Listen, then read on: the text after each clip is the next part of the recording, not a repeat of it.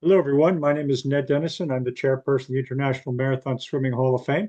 And this morning, this afternoon, this evening, wherever you are in the world, we have an interview with Victor Malwa. Victor, will you say hello, please? Hello, everybody. Victor, tell everybody a bit about your early years in swimming. Uh, I started swimming when I was seven, I think 7 or 8, and that was in Zambia, in a small copper mine town in Afulira.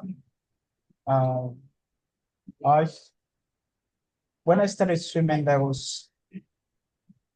think there was only one or two black people there. Most of them were Caucasians, who had come to work in Zambia mine as experts.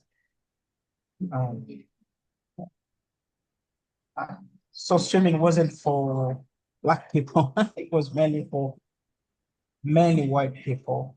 But I think I saw one black swimmer who actually inspired me to more like start swimming. Although most of when I was young, I feel like I just taught myself how to swim by watching others, and yeah, watching others swim and then try to do what they were doing, model them.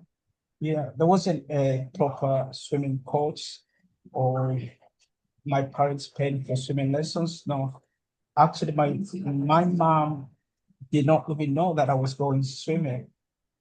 And when she found out, she freaked out and she, she gave me a beating because it was a dangerous activity. It wasn't for for black people. She was scared that I would drown. And tell us about getting involved in a proper swim team. How did that happen? Uh, I think when most of the Caucasians in the mine left Zambia, one of the black swimmers who looked up to uh, started his own swimming team, and he asked myself and a few of my friends to join, and we joined, and they started helping us a bit and going for competition, supporting us. But we had taught ourselves how to swim because we didn't have the opportunity where your parents take you swimming. They didn't actually even know that I was going swimming until they find out that I was doing quite well. Then they accepted it. So I find this interesting because for most of the marathon swimmers we talk to, they had a local swimming pool or they had a country club, they had a team, they had coaches and mentors and colleagues that looked like them, were similar to them, or a similar background, similar neighborhood. And I think one of the things that the International Marathon Swimming Hall of Fame is trying to highlight is how difficult it is to become a marathon swimmer if you're in a country or location without easy access to water or coaching or mentors. Victor, tell us about your advanced schooling. It kind of started to take you around the world, if I understand right. Yes, in Zambia, I did quite well as a competitive swimmer, and then from that, I was offered a scholarship to go to Bowles School in Jacksonville, Florida. And I went there I spent almost like 3 to 4 months, but I missed warm. I missed, and I wanted to go back to Zambia. And yeah, it was my first time to be away for such a long time. So I went back home. Yeah, the experience was very ill, but I was only exposed to what what I can call proper training when I was over 17, 18 years. So I thought it's a waste of time to try to become an Olympic swimmer. Maybe let me just go and invest my energy and effort in assisting younger swimmers who had more opportunity than myself. That's how I went back to Zambia and started helping out. And then London after that? Yeah, then afterwards, I wanted to pursue a career in coaching, sports and swimming. So, and in Zambia by that time, there was no colleges or university where you can do any sports related qualifications. So I moved to the UK, I raised some money, worked hard, and I moved to the UK, moved to Brighton. And in Brighton, I joined the Brighton Swimming Club, and I started swimming for them. I was a decent breaststroke swimmer. And then from there, I moved to London to do my undergraduate degree at University of Greenwich. Then I joined the master swimming at Spencer, and we used to train a lot at Crystal Palace, because that's where there's a 50-meter pool, and sometimes at Dulwich College, where there's a 25-meter pool. And that's where I met a guy who also suggested let's do a Lee Ray swim across the English Channel. And I said, oh, that's interesting. But before that, while I was in Zambia, I watched a lot of, on TV, I saw, like there was a group of Americans who just swam across the English Channel. There were four, and they did a team event. And I thought I can do that. If they can do it, why can I not do it? I thought I had the determination and ability to do it. I didn't know the water was very cold. But then I met then one of the ladies I used to work with to swim with, I said, oh, you know what? I feel like I want to swim the English Channel. And one of them laughed it over, said, oh, it's gonna take you years to do it. And then she says, oh, you want to do that? You know, I know somebody who's done the swimming, who's swum the English Channel, John Cameron Ross. I will introduce you to him. And he introduced me to him, and that's how it all started. For those of you who don't know John, he's an accomplished marathoner for many years with SwimTrek, and now he operates his own swimcation company called SwimQuest. And I think this is very typical that a young swimmer will see something, hear something. You know, for me, I always remember the Gertrude Ederle ticker tape parades on newsreels, and then it's still kind of this distant dream. And then at some point, you might meet somebody who has some experience, could become a role model or a mentor. And certainly John fulfilled this with Victor.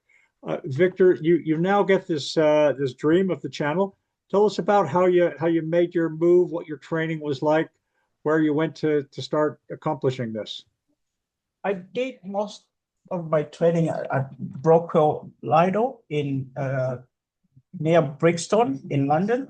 There's a 50-meter open water pool. I used to work there as a lifeguard, so I did my training there most of it. And during the weekends, I'll go to Dover, and that's where I was introduced to Frida, and we used to call her General. And I think probably they still call her General. She's the one who actually, I don't think without her I would have done the channel. She was the one who was pushing. Yeah, had a very positive influence on me swimming the channel. She helped me a lot. So he's referring to Frida Streeter, MBE, called the Channel General, the mother of Alison Streeter, MBE, the lady who's done 43 English Channel crossings, and the mother of pilot Mr. Streeter as well. Victor, when you went to Dover, were you the only black swimmer? Yes, at that time. And how was your reception? I think it was a mixed reception at the beginning because people don't know you and and it's a different community. You just need to try to to show that you also share the same interest. And it took a bit of time, but then I was just one of them. I met one guy in the middle of my swim, because you swim between the two areas, like you go close to the ship, to the port, the dock, and then after I finished, one guy says, "Oh, I saw uh, somebody with a wetsuit in the water." Because usually when you train in Dover, you don't use a wetsuit. You're prepared to swim. So I saw somebody with a wetsuit, and then somebody said, "No, it's not a wetsuit. It's that guy." That was funny.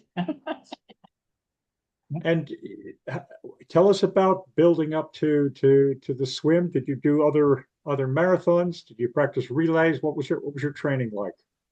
Yeah, I did. My first open water event was Lake Windermere, which is about 10.5 miles. That was very difficult compared to the actual channel, because I was unprepared. I just thought if I can do 10 miles in the pool, I can do it outside as open water. And it was completely different. And I struggled with people who were supporting me, who were supposed to be feeding me. They also did not know anything. And I think they let me swim for 2 to 3 hours without drinking water. Or eating anything. So I was completely dehydrated. I started having a lot of cramps. Yeah, but I managed to finish it. I think I must have finished it like 5 hours, 58 minutes. It took long, but yeah, but because I kept struggling with cramps and everyone, yeah. And I think that's when I realized that I need to prepare properly. But I was lucky when I moved to Dover. They teach you how to eat food while you're swimming, how to drink to get, yes, and it was much better. And I've also done uh Torquay race. It's close to I think it's close to Brixton Channel. And when I swam across there, when I finished, one guy says, there's sharks here. I said, "What do you mean there's sharks?" So there's basking sharks, so you can easily see them.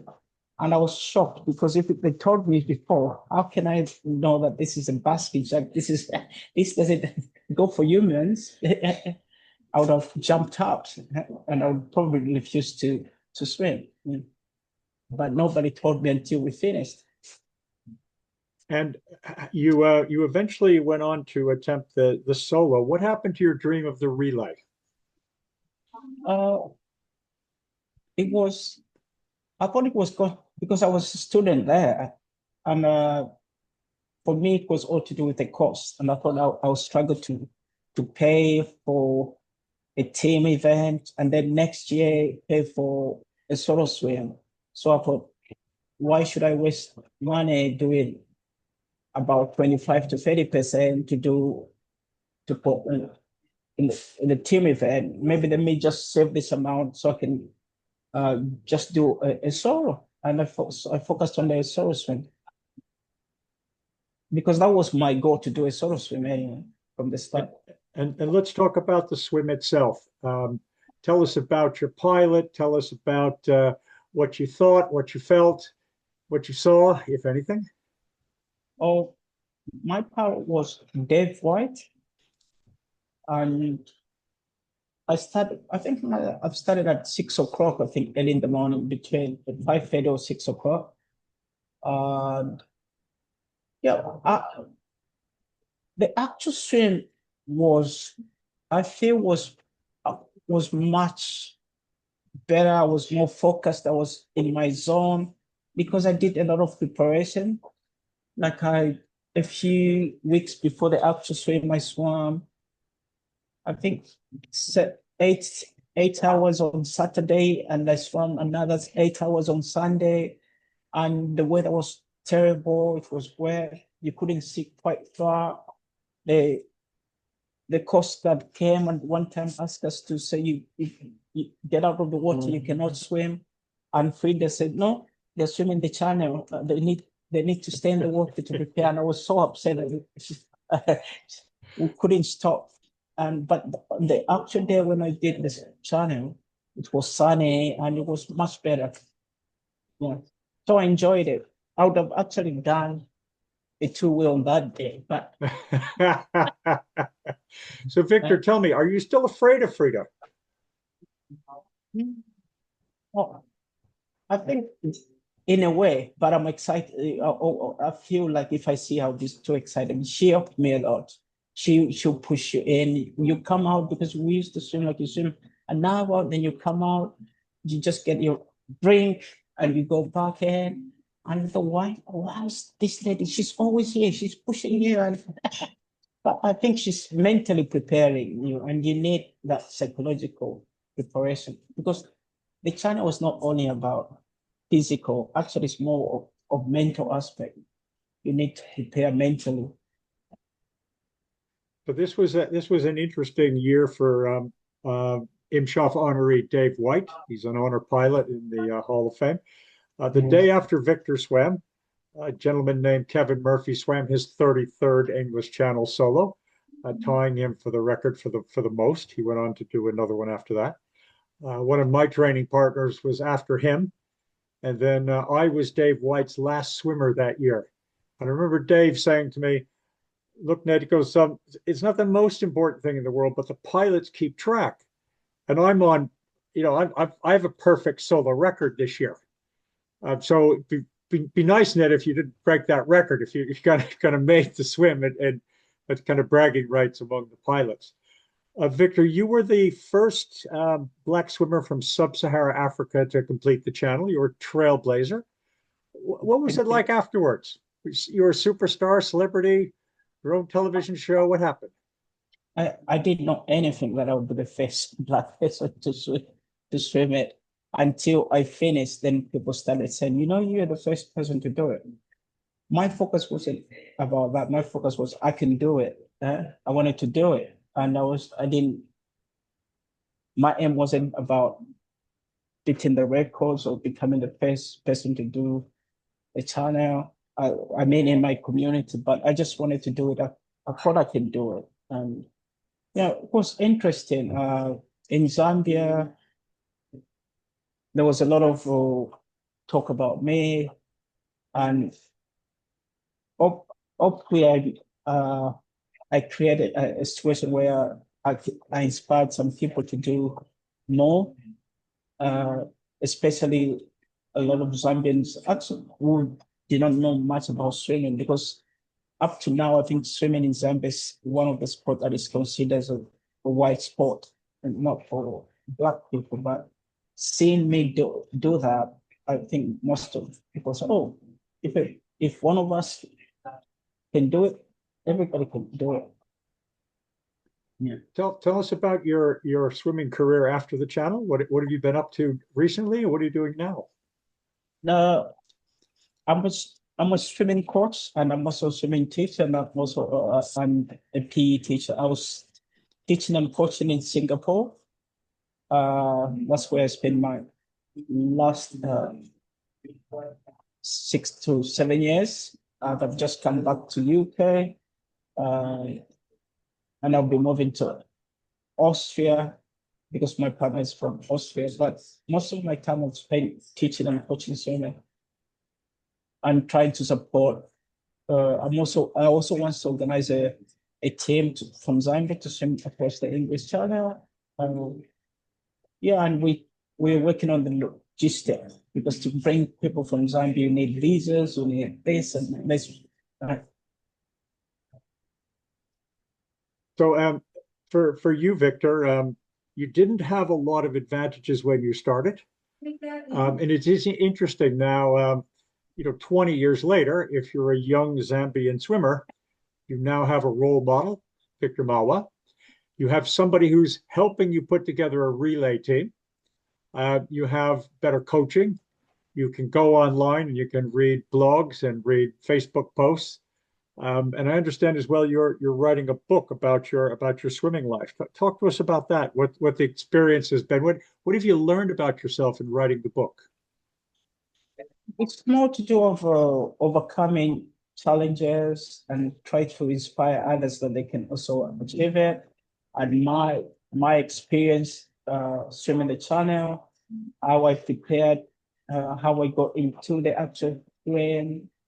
Um, yeah, it's more like the book is more about it's about against the tide, how I overcame challenges, how I dealt with like stereotype, also racism in a way, uh, in sport where sometimes people doubted you. It's like I was an outsider, but it takes time. And the funny thing is, when I was doing the training to become like a swimming teacher, there were people, one of the teacher told us, says, you know why there are no black people in swimming? I said, why? He says, you know, black people have got big bones and they're heavy, they sink, they've got the muscles. But reflecting on that, but I said, I can swim. I'm not very good, but I'm a decent swimmer, and I'm not good because I was not exposed to swim at the early age compared to other swimmers. And but there's no way I could argue with that tutor because I wanted to pass my course. So I said, okay, okay. But afterwards, I wondered, I said, what about if this guy is teaching or coaching a swimmer who's black against him, who just not intentionally, he may just put them off. He said they won't achieve this because they're gonna have big bones. It's about their genes won't allow it, but which is silly because it's all to do with opportunity, uh, resources, and the support. So certainly in the 1920s, there was incredible racism in the world, in the sport, in swimming. That continued for quite a few years. It is interesting to talk to you about your experiences over the last 20 years. While you encountered some difficulties, the welcome you got down at Dover, the fact that Frida liked you enough to send you out the worst day of the year to do a couple of long swims on a Saturday and Sunday. It's not because she didn't like you; she loved you, No, Victor. That's why she did it. yeah. You just didn't move quick enough to avoid that punishment. Did you avoid it? Victor, thank you very much for your time today. We look forward to you continuing to inspire swimmers around the world, and keep us posted when you have your Zambian relay. It'll be interesting to maybe talk to those folks on another recorded interview. Well, thank you so much for having me. Thanks.